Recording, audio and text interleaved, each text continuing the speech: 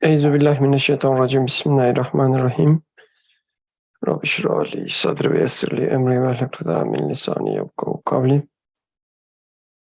Selamun aleyküm ve rahmetullahi ve berekatuhu. Inshallah we will continue with the first word, and inshallah we intend to complete it today. We have only the last question and answer part, but it's the 17. So let me read from the paragraph just above the question.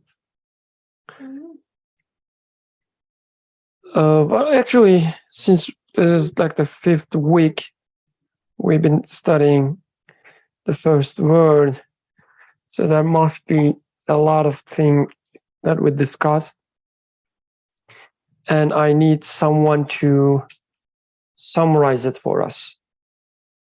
What did we discuss in this first word, and who wants to be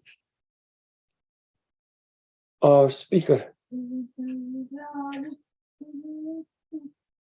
Who wants? I don't have a good memory.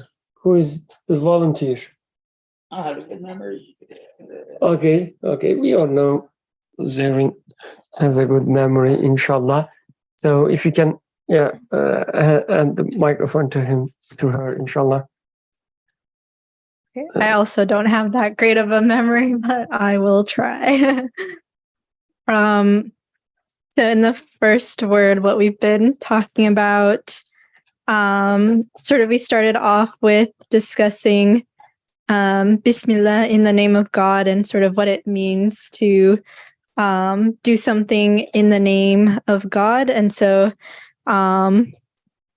sort of this first part was making a metaphor of someone journeying through the desert and taking the name of a powerful tribal chief to basically have protection from bandits or whatever, using that name as a sort of way to, as a source of like protection and power. And so it made the comparison of us being travelers in this world, which is like a desert.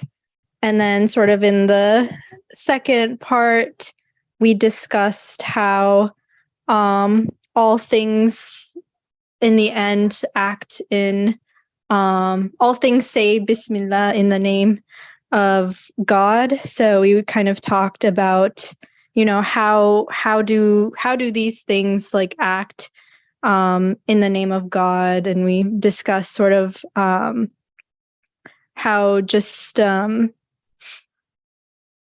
way that, things in nature, like a tree growing from like a tiny seed is just, if you think about it, kind of like unimaginable. Like, how is it able to do that if not through some sort of like power that's like making it behave a certain way. So talking about how things, I think the book quotes how all things say Bismillah through the tongues of their dispositions. Yeah, I think. Alhamdulillah. You can keep the mic, just turn it off. Yeah. Would you like to add anything, Yusuf, to this summary? Very beautiful. Mashallah. I think, would you like to add any comments from there? The back row of the class. Y'all had a lot of comments. Okay, let's continue then.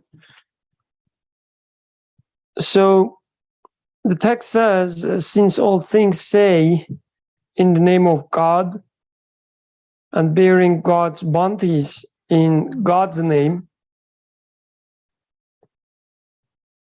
give them to us, we too should say in the name of God, we should give in the name of God, and take in the name of God. And we should not take from heedless people who neglect to give in God's name. So I will read this part again, and then I will ask each and every one of you what we understand from here. So listen, please, carefully. We too should say in the name of God. We should give in the name of God and take in the name of God. And we should not take from heedless people who neglect to give in God's name. So what do you understand from that? We can start from there, and since you have the mic, and then you can hand it over to others, inshallah. Okay. So what I take from this section is that whatever we do, sort of, we should attribute anything we do, anything we get to God. Basically, I feel like it's saying that in the end, God is like the ultimate source of everything we have. So to take from something that isn't God is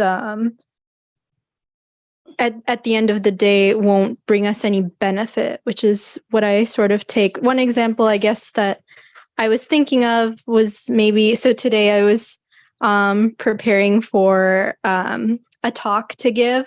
So I was presenting some of my research, and I was really nervous about it, and I was like, I should go to my PI, to my boss, for like advice on how to do this. He will have the answers to everything. And then I kind of realized, I tried to like kind of change my mindset on that and try to say, no, it's at the end of the day, he's not the source of these answers, right? He was also given sort of all the knowledge that he has as well. So it would be wrong of me to like rely on something in the end that is also like dependent on God. So that's kind of how I took it. One thing I'm specifically interested in, how do you understand this giving in the name of God and taking in the name of God? And also he says, don't take from anyone who doesn't give in the name of God. So you go to a grocery store, for instance, the cashier, he doesn't give you in the name of God. I mean, most of them, at least, unless you're going this Primo or Mecca market, there's Muslim people working. And only if when they give, they say, Bismillah. Mm-hmm. And they usually don't, at least not allowed. So how should we take this? Don't take from anyone who doesn't give in the name of God. Yeah, I guess I didn't really think of it literally. I guess I saw it more of, it's sort of incumbent on us to sort of take in the name of God, not that, we shouldn't go to a grocery store and that isn't run by like Muslim people and like not shop there if that's like the only choice we have, but more so that we ourselves have a responsibility to recognize that we're not the sources of anything and that it all comes from God, and that we can't attribute we shouldn't give things of this, like we shouldn't give creation attributes that it doesn't deserve. Okay, fair. Yeah. Jazakallah. Who's next? Fahim, how do you understand? Don't forget to turn on, please. How do you understand give in the name of God, take in the name of God, and don't take from anyone who doesn't give you in the name of God. Take in the sense that receive something, or what do you mean by take? Like by force? Or What is the form in Quran? There is also the ayah, right? Don't take from anyone who doesn't. Oh, it's for eating. Yeah. Okay. Like Atik gave you that ginger. Mm. Did he say Bismillah when giving? Atik, did you say I Bismillah? did not verbally. Oh, so His heart is constantly saying that. So he simply says, give in the name of God, Mhm. take in the name of God, and don't take from those who doesn't give in the name of God. That's what he says. What do you understand from that? With this ginger example, for instance. I would assume everything in the universe does action with the name of God. So at the end of the day, if somebody's not giving you with the name of God, it came to you by Bismillah. That's what I would assume. So I wouldn't, specifically know that. So McDonald's is halal. No, you're. What? How'd you get that conclusion, bro? Some radical conclusion out of nowhere. Like what? It's clear to me. You want to follow your own? Let's go with your own. Please don't interrupt. Please go ahead, Finn. Don't listen to him. It's like Mr. Trump. Instigating. But if somebody's not giving you with the name of Allah, doesn't mean you're not allowed to take. But at the same time, it's coming to you with the name of, like, everything is written for you. But when the question is, no, I agree with you. When author says, don't take from those who doesn't give in the name of God. What do you understand from this part? Like what he is referring to? Okay. No, fair enough. Yeah. Just like that. Okay. Oh, the same answer is not, accepted. I'm thinking, example maybe is somebody's giving you something and they're saying, if Atik was bringing the tea and he said, I'm bringing this tea just for you. It's my favor upon you. And it's just for purely for my happiness and making you happy and no other reason. That's you taking it like for your own good, and not the intention is to make you happy. It's for that personal relationship between you two, but God is not in that equation. And in that case, maybe he's saying, okay, if it's just for me, then I don't want it. Are you trying to do a personal favor? I finished it. Oh, you just finished it. Okay. I took it. Okay. I took it. Maybe I'm assuming it was in the name of God. Inshallah. Or did you block it with this one? Yeah, inshallah. I think I don't fully remember. I think I did. Yeah, that's my thought. Okay. Alhamdulillah. Let's continue. Let me sit here. I don't know, actually. I don't know anything to say for this, but I agree with my friends. So even though someone doesn't say Bismillah before giving you something, or even though you don't say Bismillah before taking something from someone, it doesn't mean that, for example, he doesn't give you in the name of God. Actually, it's about the heart, I think. So, yeah, I think that's the only thing I can say. Can you give an example where, okay, let's talk about the heart. Yeah. Can you give an example someone doesn't give you in the name of God from their heart perspective? For example, I want to give you something and I don't say Bismillah. Okay. Maybe I should, but I just forget. Okay. But even though I don't say it, I think Allah knows my heart and Allah knows why I give it to you.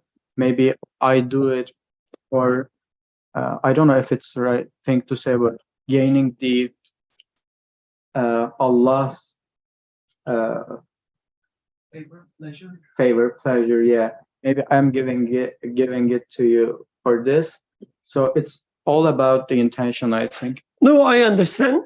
So let's take the part where author says, don't take from those who does not give in the name of God. Can you give an example to that part? Like somebody not giving you in the name of God. Give an example for that. Do you take programming assignment? The programming Yeah, I do. is teaching you. Marks. Professor Marks. Is he Muslim? No, he doesn't. Is he giving you in the name of God? Or does he start the lecture with Bismillah? Actually, he is not, but I'm learning them. I'm learning the things he teaches for doing something which Allah will like. But it's you. Now we're talking about the one who gives. Because author says, don't take from those Yeah. who doesn't give in the name of God. No more school. No, there must be an explanation. So But I don't have the answer for the question, actually. You think there must be an explanation because you want to continue studying, or because Yeah, actually, I want to continue studying first. and you have to find an excuse there? No, not an excuse, because Allah actually want us to learn and then verge.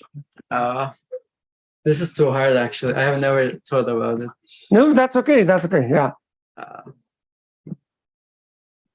Fahim, you want to say something? You're There raising must your be an hand. explanation. Okay.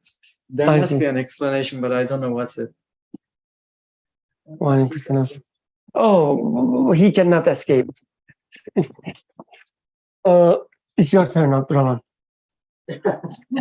For what? Oh, we are going in. No, seriously. I'm not cheating. Like we started from Zareen, Fahim, Mohammed, Ibrahim, and now yours. So I'm asking the question, how should we understand this? Give in the name of God, take in the name of God, and don't take from heedless people who neglect to give in God's name. Bismillah. There you go. So how do you understand that part? Mashallah. Yeah. He embodies it. I have nothing to say. So, and I'm especially interested in the last part where he says, don't take from those who doesn't give in the name of God. How do we understand this part? I mean, I don't know what others have said, so it might be repetition. But, That's even better. Repetition teaches us more. I mean, I don't think, or at least for me, I don't understand it to mean physically don't take from people who don't give in the name of God, because that's their choice, how they choose to view their life. I think there is some sense there where if there's like an environment where everyone claims that they own stuff, maybe you'd want to avoid it just because there'd be a lot of like, it's just hard to navigate it. But again, we go to school, we go to education systems, everyone's claiming ownership over something. So it's hard to avoid. But I would say for my own personal life, like don't take from someone as if it's from them. It's like a warning for me personally that look through simply as the author says, look through the lens of Bismillah in the name of God, meaning it's what's happening before you. It's not happening in the name of the one who's physically you see them doing it, but rather it's happening with qualities and attributes that you can attribute to an absolute being or to someone who is your sustainer, to someone who's caring for you. So that relationship of someone punching me or someone giving me something, I could see, I could make a connection with my creator there and say, this is a message from him, or this is his manifestation of beauty for me. Like I should take it in that way. And whenever I don't take it that way, I feel how empty it is and how lost I am. This is again, don't. This is again still about your side, right? Yeah. It's part like this is an explanation of give in the name of God, take in the name of God. How about don't take from those who doesn't give in the name of God? This is not about you anymore. It's about the others. And I will accept the answer, something like, I disagree with the author. It's all about us. We shouldn't, even think about what others think. It's their problem. I mean, if you think this way.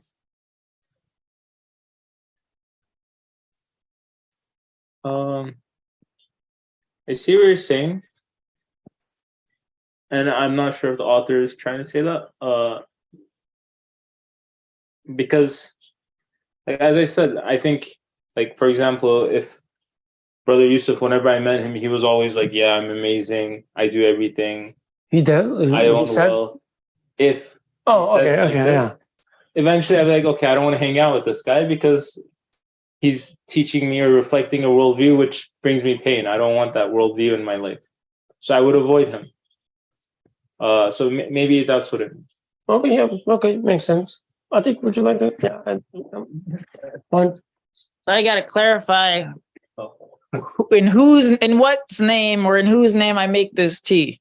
Okay, yeah, And, go ahead, please. I make that tea in the name of the owner of hellfire, because, you know, the one who feeds its inhabitants with fruits of zakum and the molten hot water. That's why there's so much garlic in it. And that's why the ginger is supposed to be a reminder of us, you know, of the possibility of, you know, our possible state in the hereafter. It's a reminder, a wake up call to Astaghfirullah.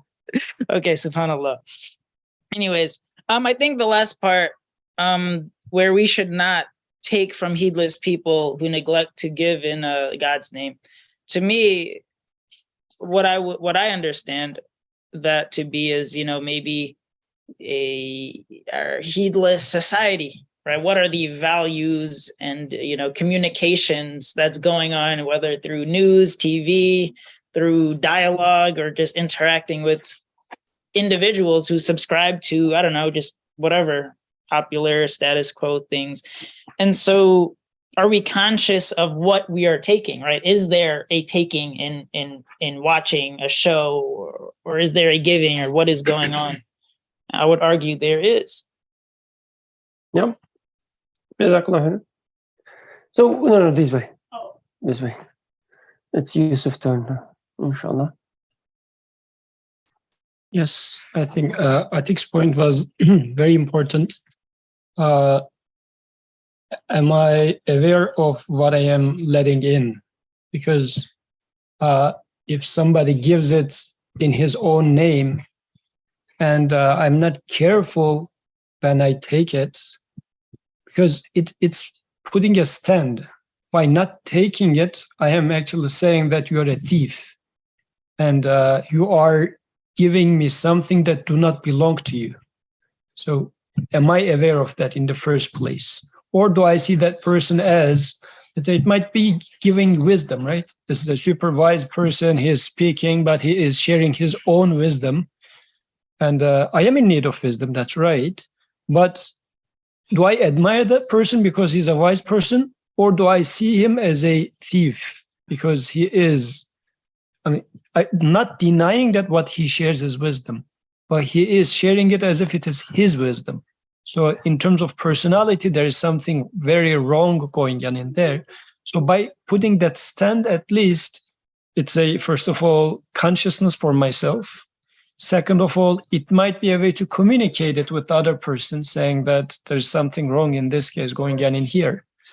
But as was already alluded, let's say still I need to take that wisdom, which is the case for that Ibrahim is going to school tomorrow, and he's in need of getting this wisdom from his professor, who thinks that he's a super smart and hardworking person and shares his knowledge and whatnot, right? He's doing it out of his own knowledge and wisdom and whatnot.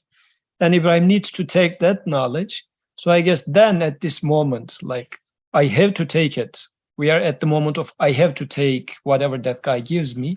I think this is where we then go back to Fahim's point of saying that I am going to see the hand of the creator above the hand of this guy.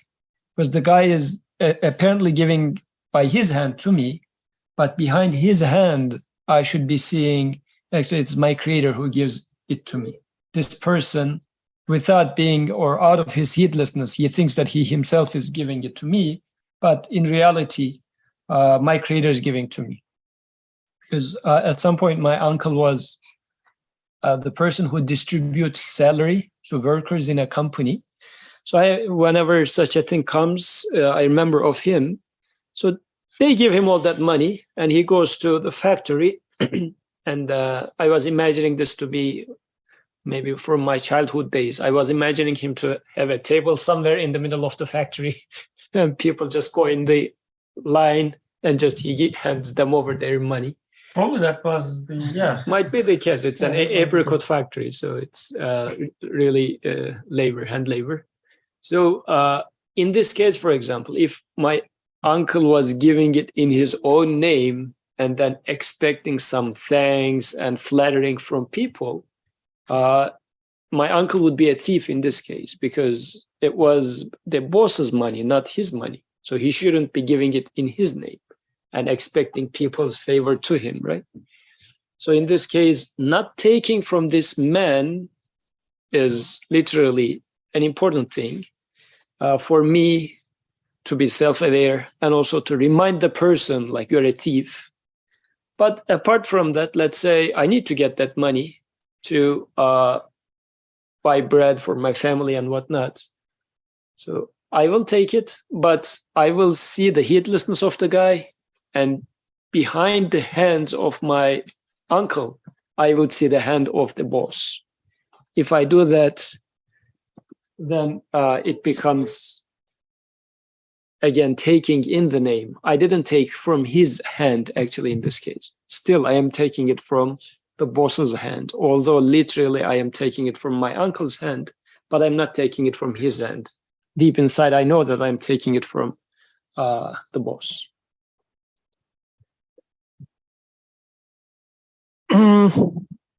I still have some doubts. So one more person talking. well, everybody, really, literally everybody spoke. Did Bishra speak? She's non-stop speaking. So, Right.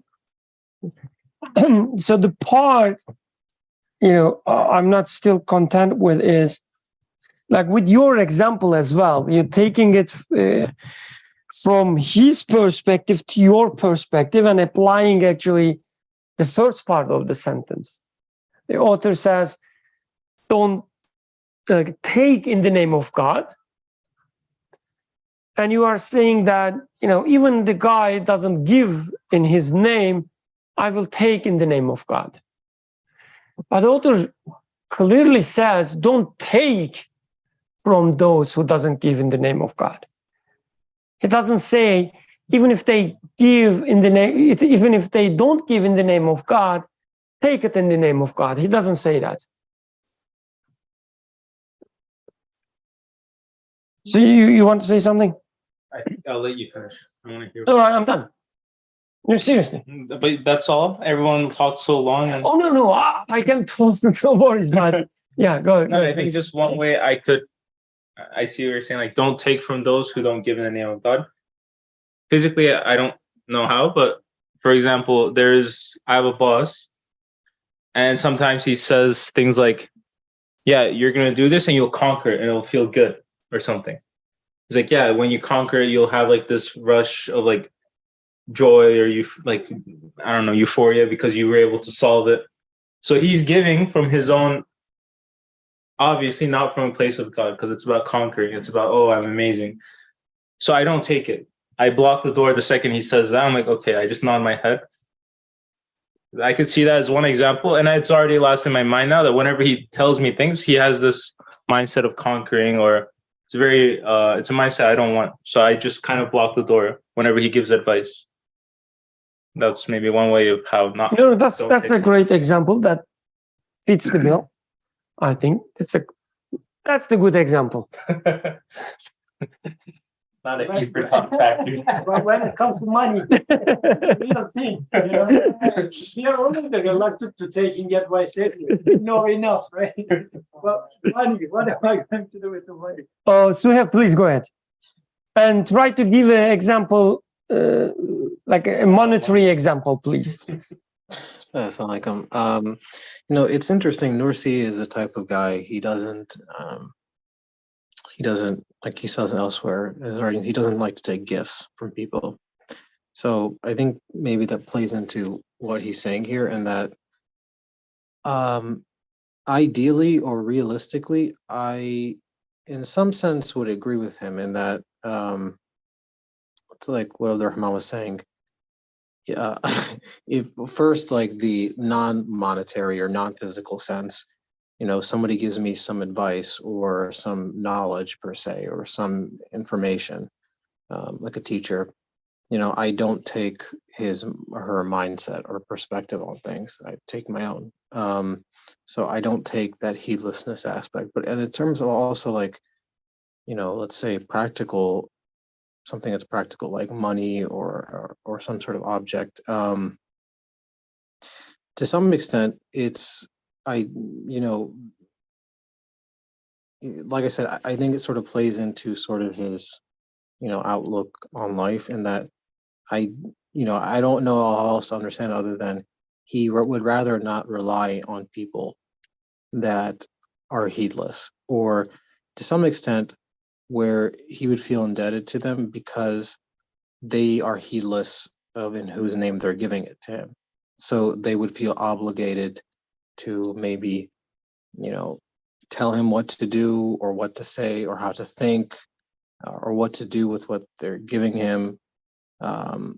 So this is not like this is not what I wouldn't say this is not something that's like transactional. Like, for example, I do a service for somebody and somebody gives me money. That's not what I think he's saying. But because realistically you can't do that. However, I think he would probably say that you should avoid taking gifts from people, or things from what people would say, something that people would use such that they can sort of, change your perspective. Like, for example, at a job, at somebody is going to give you some sort of, I don't know, some gift, or, and in some sense, they're honestly, having been in the workplace for some time now, people always have ulterior motives. Like, they're not giving in the name of God. At least my opinion is. Maybe other people disagree, but I think most people always have some sort of agenda, because that's not how people operate. They're not giving sincerely in the name of God, knowing that it's coming from God and not they're just simply a conduit. And he would say, be careful of that. I think, that I don't see any other way to read this, realistically. So, and I think maybe in his context, when I don't know when exactly he wrote this, in the context of, I don't know if he was persecuted this time, or he wrote this later on, but in his context, I would 100% agree with him. I mean, the secular Turkish government he was dealing with at the time, I wouldn't want nothing to do with those people, because you don't know what their ulterior motive is or what their agenda is. They forget about in the name of God. They don't even believe in God, let alone who, speaking in the name of God or giving in the name of God. So I think taking that into account really sort of gives a clear picture. And I think that honestly still holds true to some extent today. So if you were to be, literal, I think you could argue he would say maybe don't take from, in his context, somebody who denies God per se. So somebody who's an atheist, or like a ardent atheist, or unabashed atheist, because your viewpoint and their viewpoint is in complete contradiction to one another. So if you paint it that way, then yes. Everything else is probably a bit gray, but if you understand from his perspective where he's coming from, it does make sense, at least within his life, within his biography.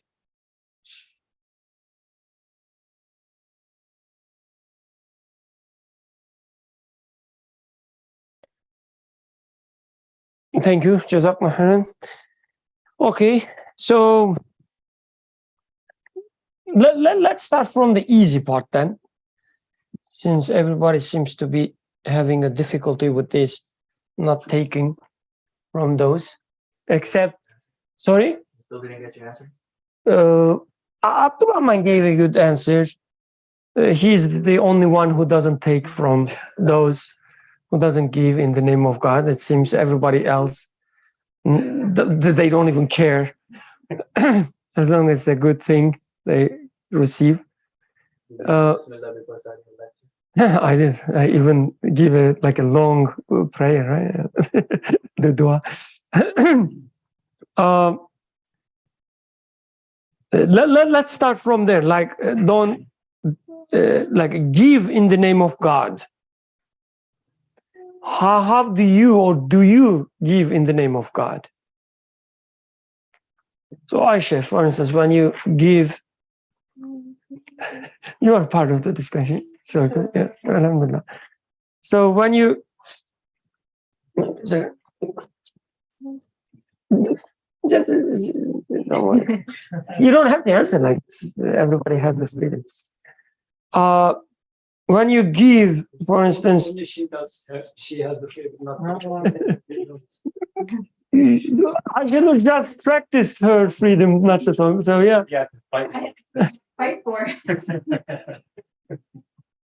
So anyway, let's not interrupt with inshallah this beautiful discussion. So when you give, let's say, this beautiful chocolate cake to Bushra, do you give it in the name of God? Do you give it in the name of, did you bring it? Or did you bring it? The cake? Ashanur? Did you give it in the name of Ashanur? Did you give it in the name of yourself? Oh, I'm your mother, take this. Did you give it in the name of God? And she did. Yeah. I haven't think. You haven't? Yeah, okay. I haven't think about anything. But when you think now, like when I ask you now and you think about your feelings, do you think it's from Aishanur? Do you think it's from God? Or do you think it's from you? Or, all of you have some shares. Like God created, but Aishanur made it. And then I gave it. So we all have some shares. Yeah, I think like this. Yeah. Alhamdulillah. But core source is God. What about you, Fahim? When you give some, Jazakallah, when you give something to your friend, who are the partners there? Is that a good way to phrase the question? So it seems we have all these partners. God creates, you shape, and then somebody else gives. It's like a company. There's what is the collaboration? Yeah, the partnership extension. Like how do you? What is LLC stands for? Liability. Oh, it's about the liabilities. Yeah, okay, it's not a good example. Let's talk about the partners. So, how many partners? When you think about the last thing you gave. I'm never listing stuff that I'm like, oh, I got it from this place and that place and this store. It's I mean, if I'm giving it to them, it's straight up giving it to them, right? You're not really mentioning. Sometimes we forget to, mention the sources and like the process we went through to attain the certain items and whatnot. So I guess we're in heedlessness most of the time in giving. Yeah, we do. Yeah, that's true.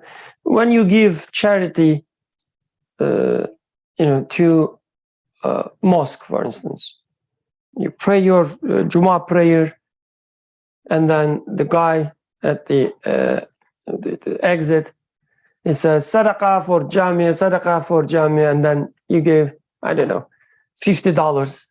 Oof. You put $50 in the box. Who are the partners there? I know you don't think in the moment, but when you think now, how many partners you have in this action? Hopefully one. But what about you? Your reality. That's what he meant. It's all about him. Oh, okay. So let's talk about your reality. Like, what are the partners? I mean, if I'm giving it for myself, I'm making intention I'm the one who's giving. Is that what you mean? Or like if I'm giving sadaqah for somebody else, I'm Yeah. mentioning there. Yeah, if I'm giving for myself, it's usually, well, I don't Okay. even mention my name. It's just, give it. I see. But it's you giving it, Yeah. right? MashaAllah. Okay. How about you, Mohammed? It's for everyone. For you, it's $100. You just put the $100 in the box. $1 for one person. 100 Uh, he got from Department of Bida. I have to clean up my money, Maybe when I'm more conscious, I'm thinking that, okay, Allah has put it within me to even have this feeling to give money, or has given me the money to give in the first place. So if I have some consciousness, at least I'm thinking maybe I'm not like, it's not by my power, but it's through me, or through some means that Allah has created for me. Alhamdulillah. But that's only when maybe I don't have that level of consciousness all the time. Sure. But at least this is what you think it should be, that like you think this is the right thing, right? This is the right way. Like what you explain. I think this is a way of at least taking in account that there are that I am playing some role, and whatever role that is, like that's not me by my own ability, by my own strength, by my own I guess credit, bringing that action into place, but it's because Allah created the conditions for it to even be possible. Okay, Alhamdulillah. Ibrahim, so since you are a student, you just put $10. No, $4. $4? Okay, 4. One. Okay. So, for example, I am giving $4 to the charity. So, okay, I'm giving that money, but actually, Allah maybe uses me to give that money to the charity. So the main source is Allah for sure, but I have my own freedom or will power to give it, so I can earn sawab from that thing, and Allah can give the thing to the charity. Maybe I don't. So this is a win-win situation. Maybe if it's right. Is this how you think, how you feel, or are you just giving me the answer that you think I would be pleased? Actually, this is really what I think. Okay. Yeah, this is what I think. Alhamdulillah. Alhamdulillah. I think, would you like to add something? You see, I'm always asking, would you like to? Such a nice. See the gun. I don't give any money. You just gave tea, right? Let's start with the tea. No, I don't give any money. My hands might be moving. There might be paper in my hand. Oh, okay. Alhamdulillah. Yeah, I'm not giving it. Right. He's not even Mike needs to drop the mic right now. Yeah, I think. Yeah, I think to give something, you have to possess the thing. I don't possess it. I'm just doing an action that I'm just involved in the process. But yeah.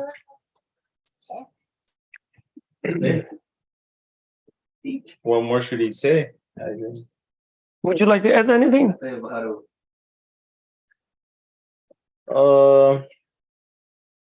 I think maybe, I don't think it's controversial to say, but when you give money as charity, you try to be more conscious when you do that. I would say it's like right before you drop that money, like you question, why am I dropping this money? So it's I would say a bit somewhere you're more conscious of it. And there you try to like go through like what you've learned, like, okay, this money is being given to me, so I'm giving it here. The feelings have been created in me, this kind of logic. I would say it's probably in other areas where it's not as easy, where you're just like doing stuff, giving stuff, and expecting things in return, or expecting praise from someone. And maybe even it's a small part of you, but you feel that, oh, it's expecting praise. It's expecting someone to be like, compliment you or give you some type of money in return. Like, and I find that in myself very frequently. Alhamdulillah.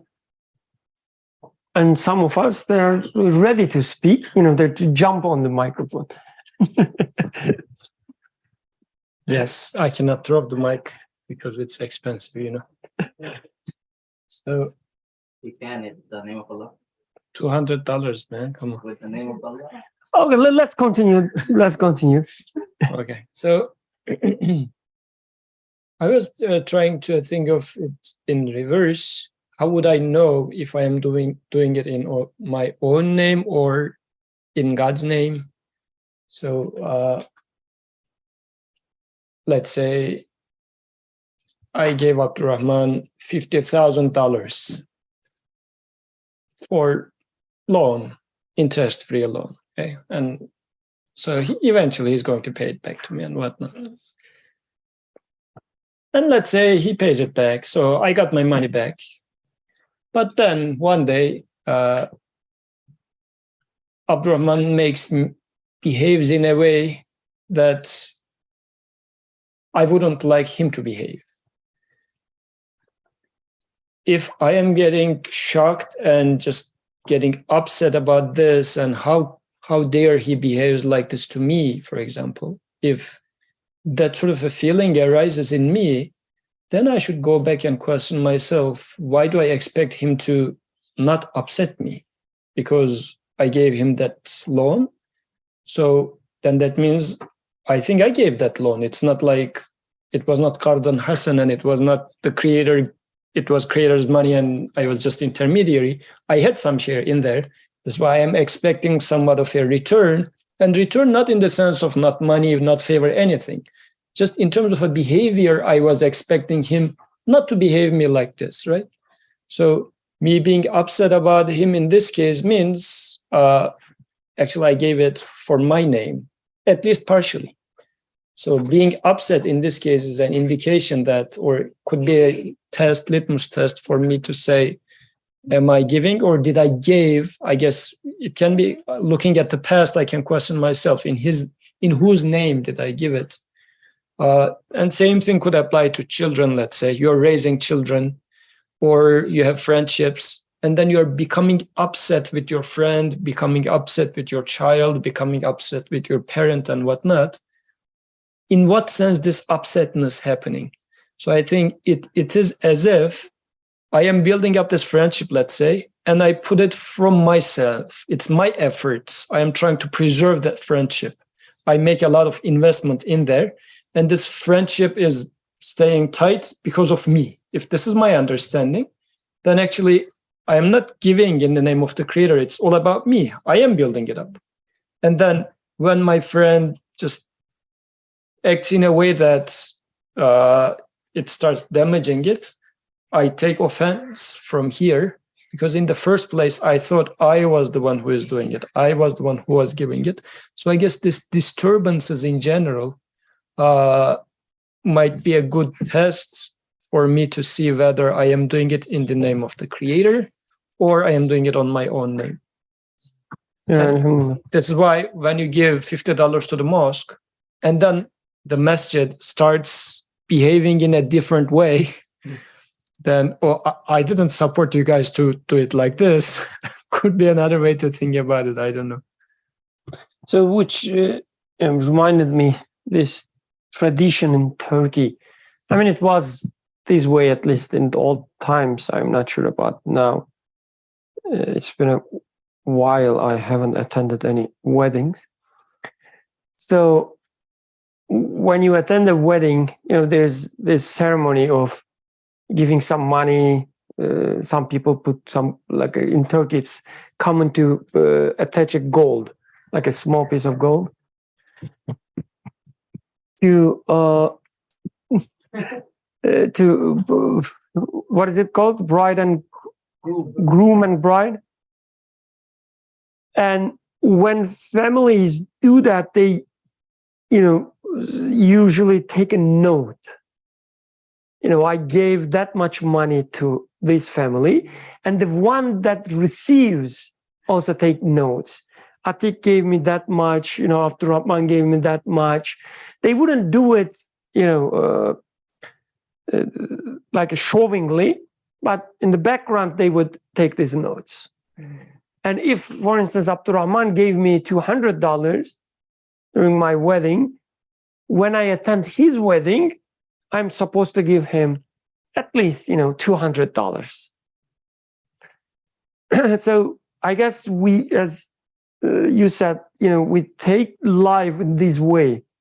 Like when we give something, we expect something in return, and usually in the same amount, or at least, like a comparable. It must be commensurate, like almost the same amount, or sometimes more, we expect. And this is true with everything, right? I smile you, and if you don't smile me back, I feel frustrated. I mean, there is, this social aspect of it, which makes sense. But at the same time, there is this ingredient, which is there, telling me, I gave him the smile, how dare he cannot give it back, or give his smiles back in return. This Surah Layl that we've been studying on Tuesdays, that was this ayah, right? It's talking about those who are kept away from the fire. And they are the ones who gave their wealth in the name of God, and they don't have anyone's favor in return with them, meaning they don't expect anything in return. When they give, they don't take notes. I gave that much to Ibrahim, so he's supposed to be a good friend with me. And although this, maybe a caricaturized version, but this is how we act. Like, imagine you serving all these teas every week, and then at the end, nobody shows any respect to you. About the tea, especially, like you approaching Muhammad, and then he just grabbing the tea, not even looking at your face, continue talking at Fahim, as if you're just like a robot that's supposed to carry the tea. It would be a lot spicier than this. Yeah, right? So that would be something in return. And I guess, as Yusuf said, you said litmus test, right? It's like a good test to decide whether we give it in the name of God or not. Would you like to add anything, ladies? Don't, get affected from her, the rebellious. If you want to say something, say something. You don't have, yeah. No, it's okay. I was just gonna mention Surah. Oh, please go ahead and mention, yeah.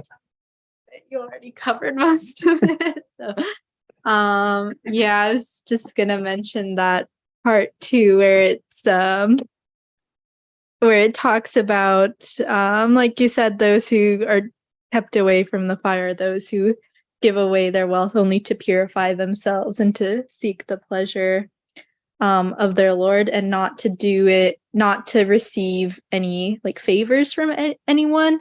So I guess it just makes me think. So whenever I'm like trying to like do something or give some sort of charity for someone, it makes me really like sort of try to check myself in terms of like, am I doing this because I feel entitled to have something in return?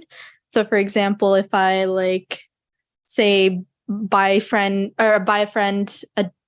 dinner for a friend, am I expecting her to have to like buy me something some other time in return?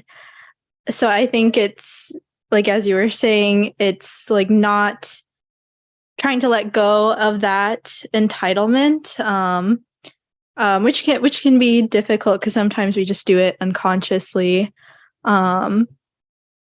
So whenever we're like giving something in the name of God, I think it means to not feel like to not like hold any attachment to the thing that we're given.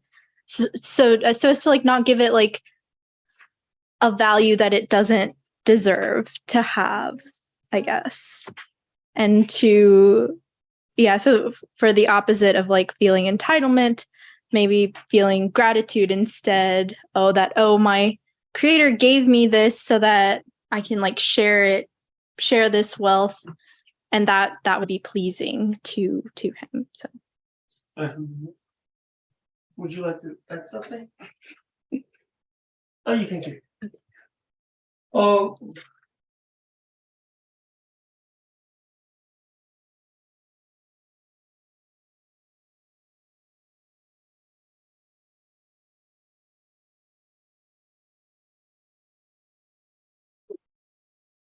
okay.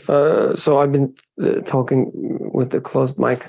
That I said that reminded me our relationship with our parents and children. Our parents always say things like, I devoted myself, my entire life to you, right? All these years I worked for you. I loved you that much. How dare you can do to me, do this to me in return? It seems there's a big expectation there built up throughout the years, as if they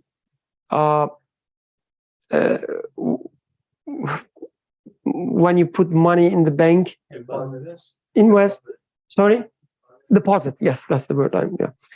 As if they deposit all this respect, like a tiny respect over the years, into the bank, and then when the time comes to withdraw it, they go to bank. They think, I deposited all these years, so there must be a huge amount waiting for me, together with some interest. Over the years, you've been through some difficulties. They help you. You saw other families not helping as much as they helping you. So it comes with this interest. So it's multiplied. And they want to, withdraw it. And they put their card in the, the ATM machine, and it says 0. So what is this? Right? And then they start complaining. And we do the same thing in return to our friends. Right? And be honest to yourself, just your relationship with your friends or children.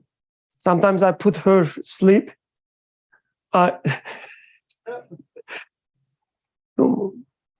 He says, don't pet me. Yeah. Bankrupt. So I'm again bankrupt, right? I didn't expect that. So I put her to sleep, and it sometimes take half an hour. I have to tell stories and so on and so forth, just because she wants me here when she's sleeping. I have to sleep here with her, and so on and so forth. And then in the middle of the night, she wakes up and she says, I want my mommy. I don't want you. It's like, I put the card in the ATM machine and nothing returned. And it, destroys me because I expect something in return always. It means I didn't give my, the mercy, compassion in the name of God, because otherwise I would just say, such a beautiful creator loves these little creatures through me, and I would, have the pleasure, and that would be end of the story. But it's not end of the story because I don't give in the name of God.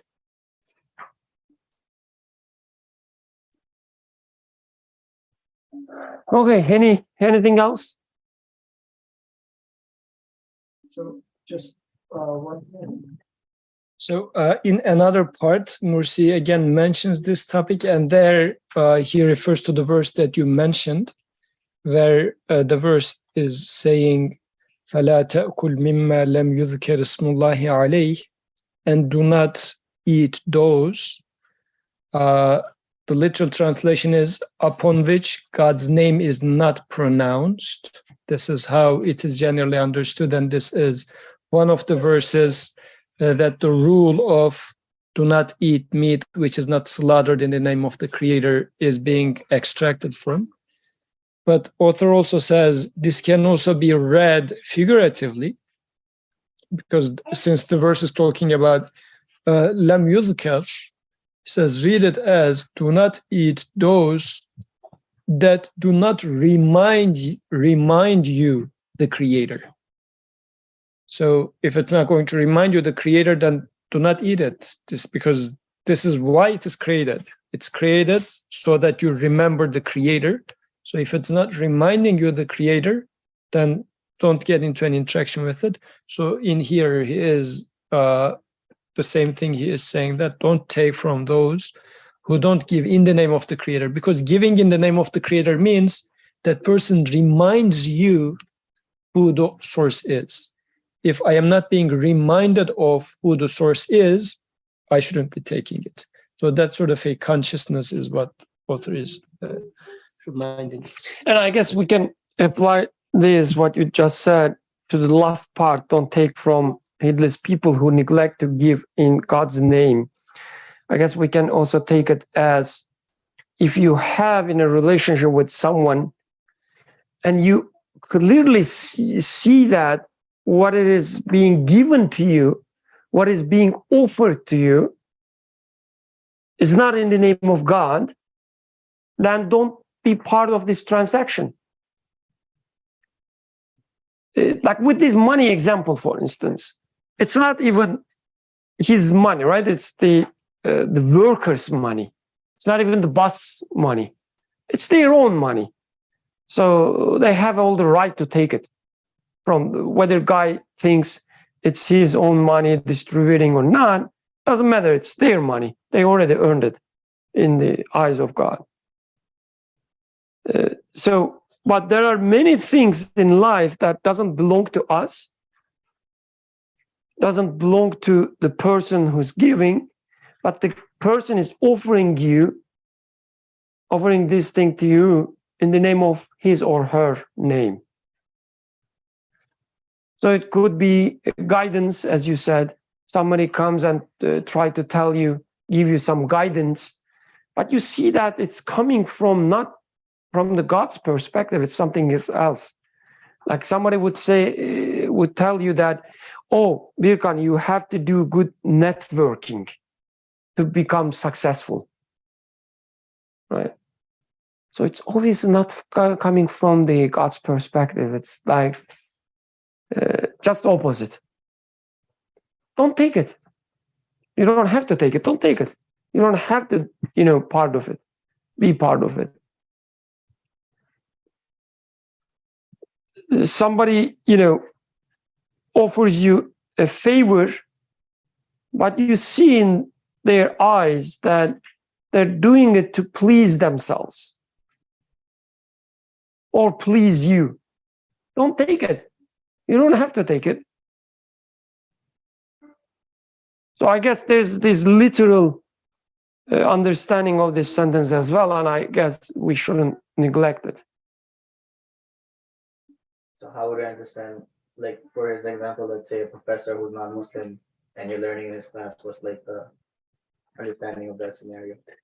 I guess it's like, if we are talking about the school, it's already your right to get it. Like he's just the intermediary because you already paid for it, right? It's your class now. he's supposed to come here and then teach you something. But there's part of it which is, what you are, let's say, supposed to get. But there's also extra. Like the same professor, for instance, can offer you some extra hours, let's say. And you know that he's doing it so that he would feel good about himself. And you shouldn't do it. And, I think there's also this aspect of alternatives. Probably in this case, you don't have the alternative of taking it from a professor who teaches you. But ideally, what I would think about it is, let's say we are trying to apply this when it comes to sending our child to Islamic school versus regular secular education, right? It's not the ideal example, but what are you trying to do in this case? You're saying that I know if I send my child to this secular education, what they teach is they're teaching it on the name of, first of all, themselves. And in terms of content, what they teach is in the name of nature and this and that. There's no God in there. This is why you would like to send your child to an Islamic school. How well Islamic school does this is another issue. But at least I'm questioning why you choose to send your child to Islamic school versus the other one. In there, for example, you have that option. And to the extent that we are conscious, what must be the reason to choose one over the other is, same thing is being studied ideally. And I am speaking about an ideal case in which, let's say there's a school which teaches the existence, universe that we live in the name of science or just the material itself. And hopefully, if only there was this alternative education, which again studies the universe we live in, but teaches it in the name of the creator. If only, I don't think we have such an education system yet, but if only we had such an education system, somebody comes and explains, let's say, gravity, and then talks about optics, and then water and whatnot, like all those chemicals and biology. But while explaining it, says, oh, this is how it is being created. There must be a maker who does this with order and whatnot. Imagine such an education exists. So then I think this could be taken more literally in the sense that, why shall I send myself or my child to an education which is teaching it in the name of nature? But rather, I should be teaching it or sending my child or myself to an education which is happening in the name of the creator. So that this sort of a mindset. And that level of a thing does not exist on earth yet. Even in Saudi Arabia, even in like Islamic Republic of Iran, nowhere. Just the word Allah is there, but the rest of the education is the education, materialist education system that we have. But I think this is the level of choice that we should be conscious about. In whose name that education is being made. This is why in the other text, it's another book that the same author has written. It says, if you have to take, because right now we don't have an option in this case, like you need to take that education and only a secular education is available. Does that mean that you're not going to study universe? No, I do need to study universe, not for only earning my livelihood.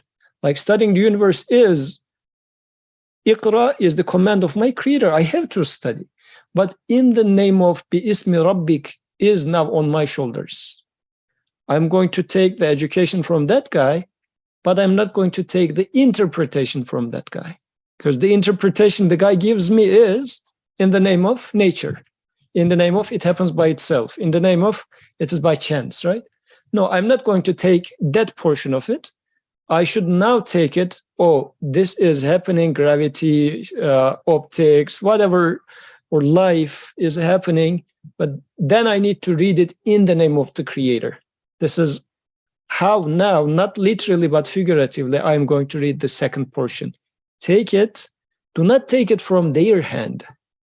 So take it from creator's hand, because at the end of the day, creator is the one who hands it over to you.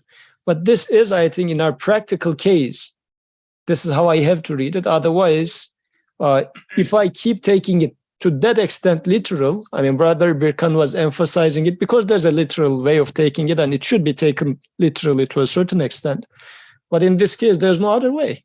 Like, look at Muslims. Who is teaching science or education in the name of Creator? I don't see them. I mean, I don't teach it either. Like in my data structures class, do I teach it explicitly in the name of Allah or anything? I'm not allowed to mention such a thing at all. Like, this is not the system, right? So I think this is why in such a case, when it comes that there's no other option practical, then responsibility is on my shoulders. From whom do I take it? And am I vigilant about that? Because I need to pay extra attention now to unlearn what they are suggesting me for their interpretation, realize that it doesn't make any sense, and then reinterpret it in the name of the Creator. I apologize, Hatice and Suhail. We made you wait. Hatice, your hand was raised. I hope you didn't put it down because you wait a lot. So please go ahead. Assalamu alaikum. Totally okay. I guess I was thinking, like, in addition to what's been said, when it says, not to take from the heedless, where does it say it? Yeah, to take in the, should not take from the heedless people who neglect to give in God's name. In addition to what Brother Yusuf and Abdurrahman had also earlier said too, I think there's an aspect to it where, like, physically speaking, literally speaking too, where I can, not to find a loophole into it too, but when I look at creation, right, everything is acting physically in the name of God. My body, whether or not I'm consciously aware of it, is acting in the name of God. I am breathing in the name of God. And what is within the sphere of my free will and responsibilities, of course, to consciously do this, to consciously act, to consciously be aware that what I am being given is indeed being given to me, and what I am giving somebody is indeed something that is not mine, to take ownership over in the first place, and thereby just be literally a point of a means, a transaction point. So from this perspective, then, like, physically, if somebody gives me a paycheck or somebody gives me my diploma or something, I can look at it from the physical point of view, that their bodies are literally obeying God and acting and giving in the name of the Creator. Of course, that is not, I'm not trying to say this is, utilize this and then take whatever you want either. And there was one other point that I was going to make, which is skipping me right now because I am not the owner of my memory. So inshallah, we shall end it there. Jazakallah khairan, mashallah. Suhail, let's continue with you, inshallah. I'll just keep it brief in that, realistically, as you were saying, it's not practical in day-to-day life. And the best I can do is just limit what,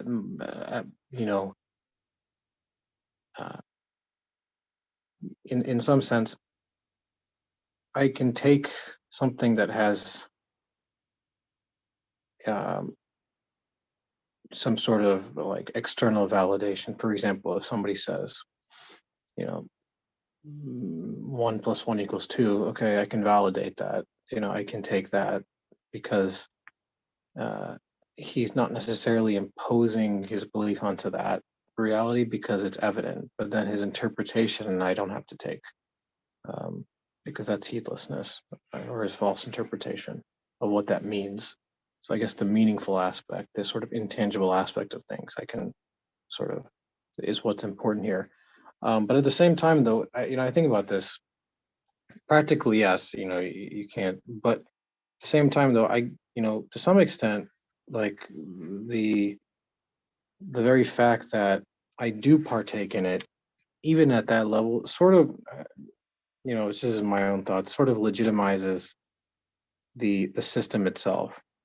In that, like, yes, I don't have to do it for myself, but in some sense, I don't necessarily push back against the system for whatever reason. Maybe because it's not within my best interest, like, oh, it affects my financial security, my job, my ability to progress in a career, stability, any of these things. And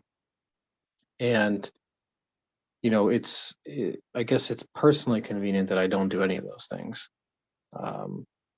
And I guess that's what makes the prophetic mission very difficult, because he does push back against that.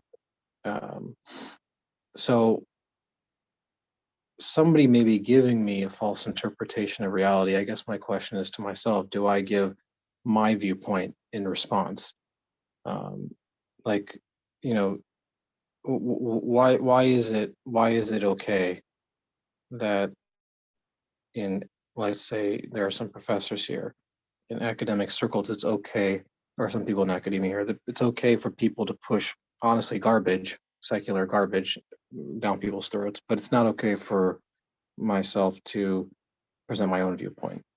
It's honestly far more valid, infinitely more valid than anybody else is saying.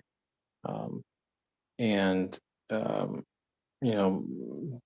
sort of gets intellectually terrorized under the name of theology or religion. But it's something I think about, because I don't have to take from that, but at the same time, though, I may just also be legitimizing the system by being a part of it. Practically speaking, I mean, it's not like I'm going to go and live on a farm somewhere, but away from civilization. But at some level, makes you question, like, as you was saying, like, why do I have to support a secular institution rather than, at least, even if it's minimally like successful or adequate, it's better than being indoctrinated with secular ideology. But just there's my 2 cents.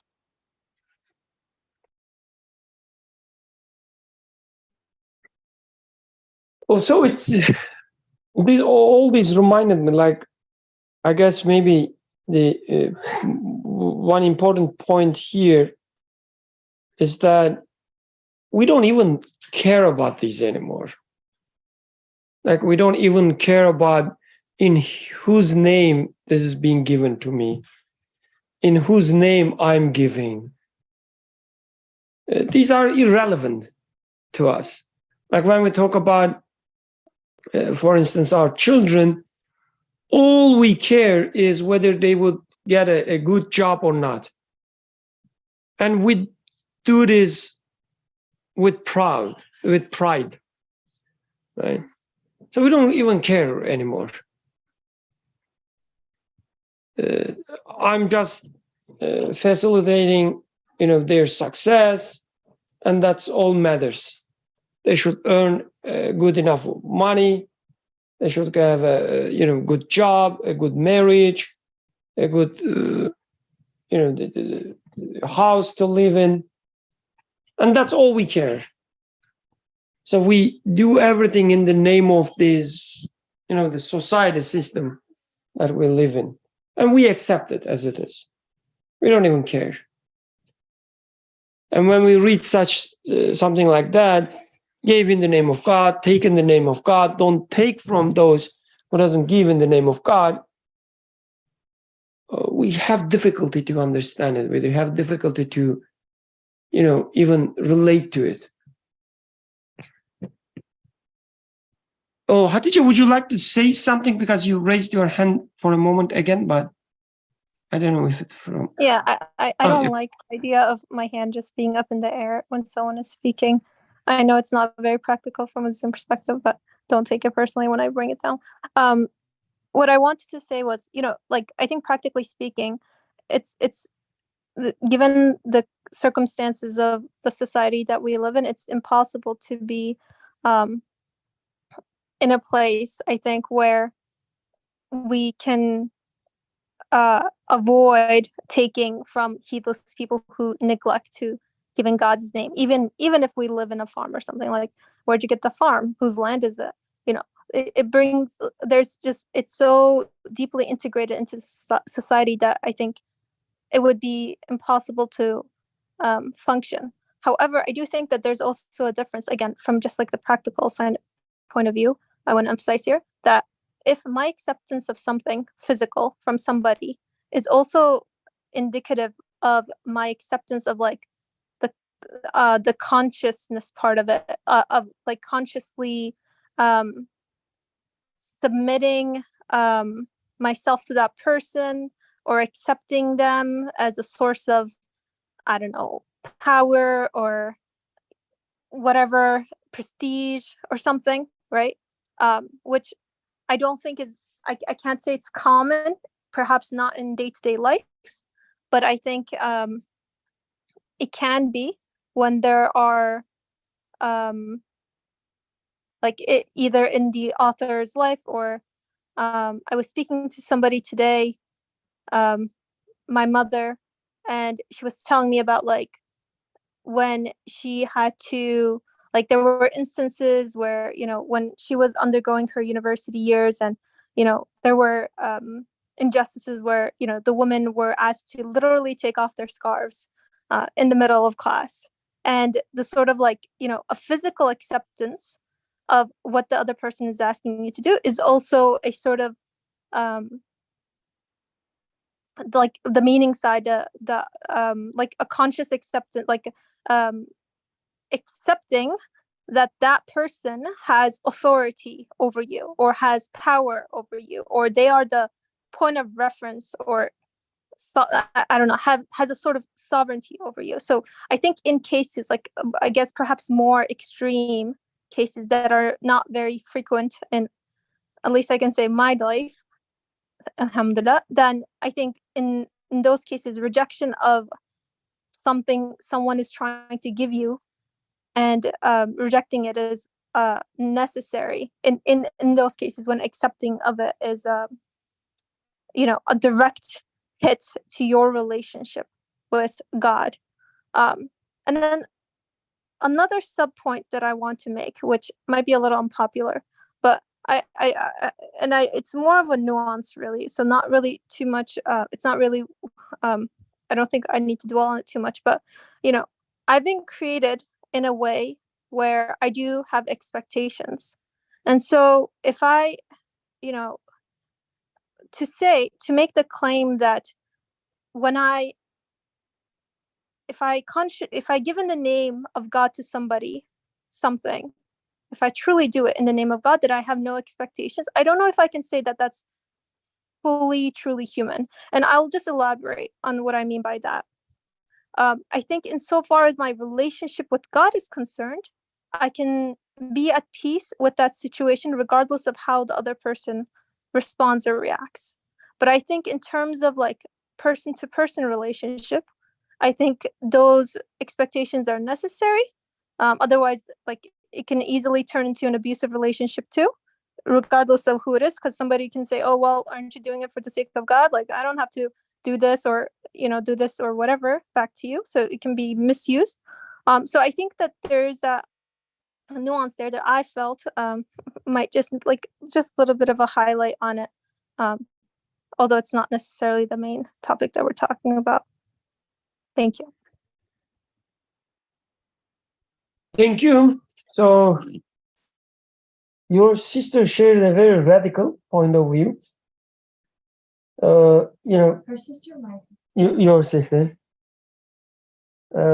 where she said, giving in the name of God and not expecting anything in return is not human. Do you have anything to say about it? What's there left to say? I think she highlights the. Oh, Michael. I think she highlights an important point, which is that I should give in the name of my creator, but that I should also recognize the expectations I have in the name of my creator and act according to the order that is created for me. in which, if circumstances require placing certain boundaries, acting in a certain way, then take those steps, because those feelings, those needs are being given to you. And that's also a form of prayer. Anyways, I'm not going to reiterate what she said in lesser language. So I understand the specific nuance that she's pointing when she makes such a radical statement, perhaps, and I concur. But how are we going to balance this out? Like, I find these feelings and so on in me. That's true. But sometimes I feel like things like jealousy in me as well. Should I simply, acknowledge them, embrace them, and say that, oh, I was created this way, so I have the right to be jealous, so I should continue being jealous? I mean, I think the nuance that she has in mind, that I might have in mind, is that if you act, if you're in a relationship, whether that's with a friend, a parent, a spouse, right, a coworker, in which you are acting with kindness, but you are receiving some form of abuse, whether that be physical, spiritual, mental, it's very human to recognize that you shouldn't just receive that without taking the necessary steps to remove yourself from that situation. And that removing yourself from that situation is also acting in the name of God, recognizing the needs that God has given you to have a sense of dignity, to be valued, to be respected, and so on. Jazakallah. Would you like to add anything? Okay. So I thought we would complete the first word this week, but inshallah next week. That was a very fruitful discussion. Alhamdulillah, we heard voices of everybody, I guess, with no exception. That was your mission. Alhamdulillah. So inshallah, we can continue next week. سبحانك لا علم لنا إلا ما علمتنا إنك أنت العليم الحكيم وآخر دعوانا أن الحمد لله رب العالمين. الفاتحة.